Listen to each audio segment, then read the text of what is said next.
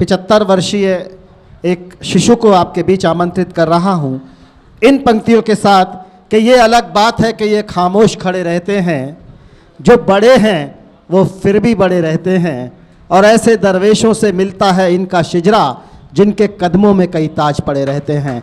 तो ऐसे दमनेश जी को आपके बीच आवाज़ दे रहा हूं, आमंत्रित कर रहा हूं बड़े अदब के साथ कि वो आए और अपनी बात रखें।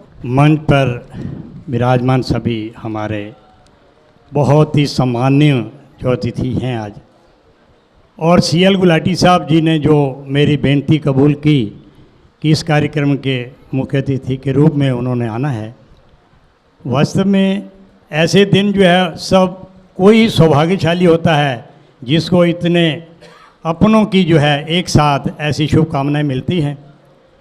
तो वैसे मैं बता दूं, थोड़ा सा आपने कविताओं का आनंद लिया है।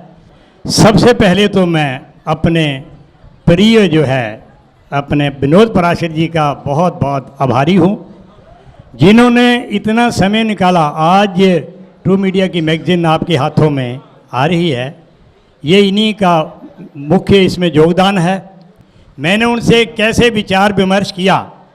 मैंने कहा विनोद जी पराशर जब भर्ती हुए तो डिपार्टमेंट में हम इनके गुरु थे, और अब मैंने जो है ना जब साहित्य के क्षेत्र में इन्होंने जो है इतना जो है मान सम्मान इन्हें सभी ने दिया है। हमने इनके बहुत से प्रोग्राम अटेंड किए हैं जहां इनको साहित्य का बहुत बड़ा पुरस्कार दिया जाता है। ये बात अलग है कि हमारे बीच में एक सिर्फ हम इन्हें मेंबर ही ना समझें, इनके अंदर बहुत गुण हैं, हास्य कवि हैं, वरिष्ठ साहित्यकार से सम्मानित हैं। तो मैं इनके बारे में बता रहा था प्रजापति जी से। मैंने कहा कोई टाइम था जब हम इनके गुरु थे, और अभी जब इन्होंने ये सारी तैयारी कर दिया मेरे साहित्य गुरु हो गए।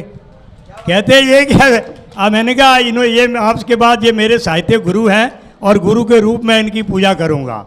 कहने लगे ये आप बड़ी अजीब सी बात कर रहे हो कि जो आपका शिष्य रहा हो आप उसको गुरु मान रहे हो।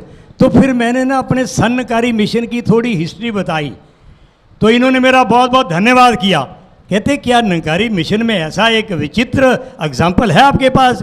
क्योंकि बहुत सी बातों का जो जब संपर्क में नहीं आते या जिनको पता नहीं होता, तो ये मंच आज मुझे मिला है जो मैंने इनके साथ बात शेयर की वो आपको भी बताना चाहता हूँ। मैंने कहा निरंकारी मिशन के जो संस्थापक थे, जो फाउंडर थे, जिन्होंने इस मिशन की नींव रखी 93 ईयर बिफोर 1929 में, वो थे बाबा बूटा सिंह जी महाराज।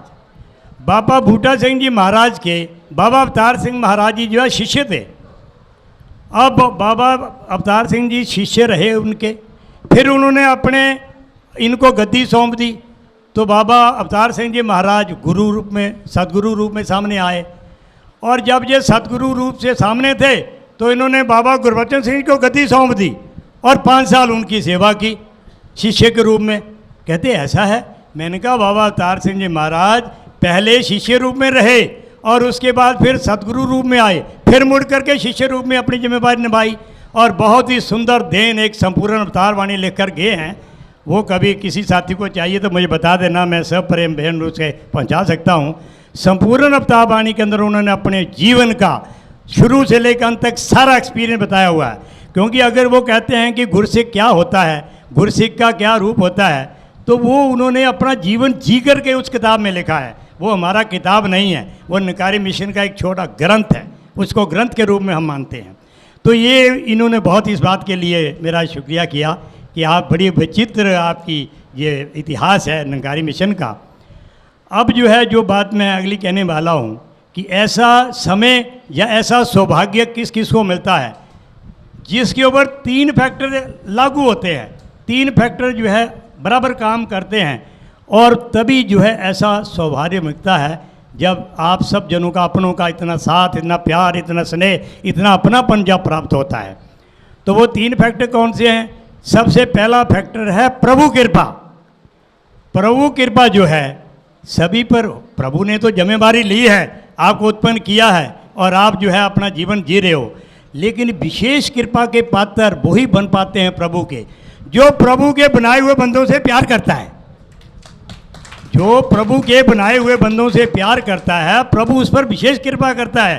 कहता आप मेरे बच्चों का ध्यान रख रहे हो, डोंट वरी, आपका क्या, मैं तभी तो ये बात कही है, ये तू मेरा हो रहे में सब जग तेरा होए। ये तू मेरा तो या मेरे को समर्पण कर दे, फिर देख ये सारे तेरी खुशी में कैसे शामिल होते हैं। तो ये प्रभु कृपा का फैक्टर है कि जिसमें आप अगर सभी मानवता से बात प्यार कर रहे हो, सभी को अपनापन दे रहे हो। कई कहते हैं यार जितना प्यार आपको मिलता है हमें कोई नहीं देता, तो तभी तो वो शेर अक्सर दोहराया जाता है कि खुद ही को कर बुलंद इतना कि हर तकदीर से पहले खुदा बंदे से खुद पूछे बता तेरी रजा क्या है, तू चाहता क्या है। लेकिन चाहने के लिए तेरे को पहले मानवता का पुजारी बनना पड़ेगा, तेरे को प्रभु को प्रति समर्पित करने के बाद अपना जीवन ऐसा बनाना पड़ेगा हर पल तेरा परहित के लिए निकले। तो दूसरा फैक्टर है गुरु सदगुरु की कृपा। अब सदगुरु की कृपा के पीछे भी एक कंडीशन है। सदगुरु की कृपा के वही पात्र पूरी तरह बन पाते हैं जो सदगुरु के बताए हुए आदेशा शिक्षाओं के साथ अपना जीवन डाल ले। सदगुरु कह रहा है आपने ऐसा जीवन जीना है, आपने सभी को अपनापन देना है, सभी से प्यार करना है, किसी से नफरत नहीं करनी। तो सदगुरु जो शिक्षा दे रहा है अगर उसको जीवन में ढाल लें तो फिर गुरु कृपा भी चलती रहती है, साथ में पूरी कोई कमी नहीं रहती। और तीसरा होता है अपनों की जो है शुभकामनाएँ, उनकी आशीर्वाद। और ये शुभकामनाएँ आशीर्वाद तभी जो है मिलते हैं जब इंसान जो है ना रूहानियत और इंसानियत को संग संग लेकर चले। वो रूहानियत और इंसानियत को संग संग लेकर के चल रहा है। पहले वो प्रभु परमात्मा को जान ले, जानकर इसके भक्ति में रंग जाए और उसके बाद मानवता का पुजारी बन जाए तो फिर अपनों का साथ मिलता है। बल्कि हमारे देश के प्रधानमंत्री जी एक नारा देते हैं जो आप सभी जानते हो, सबका साथ सबका विकास सबका प्रयास सबका प्रयास। ये प्रोग्राम ऐसे नहीं हो पाया, ये प्रोग्राम इन सब बातों पर बैठता है और ये मेरे ऊपर ढली हैं, तभी इतना कामयाब प्रोग्राम आप अपने सामने देख रहे हो। और अभी हमारे अध्यक्षीय भाषण को हमने बहुत गौर से सुनना है। तो आप सभी यहाँ पर आए हैं, पधारे हैं और जिन्होंने मेरा पूरी तरह साथ दिया है। और ट्रू मीडिया का तो मैं कभी भूल ही नहीं सकता। जब हज़ारों मेरे पास टेलीफोन आ चुके हैं, 14 नवंबर 2022 को जब इन्होंने साहिबाबाद अपने स्टूडियो में बुलाकर मेरा साक्षात किया, एक मुलाकात प्रोग्राम इन्होंने अपने YouTube चैनल पर डाला, तो उसके ना जाने कितने मेरे पास कम्प्लीमेंट आए, कितने लोगों ने जो है मेरे को आशीर्वाद रूप में अपने बात कही। और वहाँ इन्होंने एक प्रश्न किया मेरे को, उसका भी मैं शेयर करना चाहूँगा आपके साथ। इन्होंने मेरे को प्रश्न किया अंतिम कि दमनेश जी पता चला है कि इसी वर्ष आपका भी जो है अमृत महोत्सव, आप 75 वर्ष के होने जा रहे हैं और इस बार आपका अमृत महोत्सव कैसे मनाएंगे। तो मैंने कहा जैसे मेरे परिवार वाले वो जो है मनाएंगे, मेरा पूरा सहयोग उनके साथ होगा। लेकिन अंतिम बात मैंने इनको ये कही कि ये जो मेरा अमृत महोत्सव होगा ये बहुत ही हर्षोल्लास के साथ मनाया जाएगा। तो वो आप आज देख ही रहे हो कि मैंने अपनी बात को सर तक कर दिया। मैंने नहीं किया, मेरे पर अपने ये तीनों फैक्टर काम कर रहे थे, प्रभु कृपा, गुरु का आशीर्वाद, आपनों का प्रसाद, ये सब बातें काम कर रही थी। तब जो है ये सक्सेसफुल प्रोग्राम हुआ है। तो आप जो है, क्योंकि प्यार मेरे को कई दफ़ा कम्प्लीमेंट ऐसे मिलते हैं जो कभी भूल दे नहीं सकते।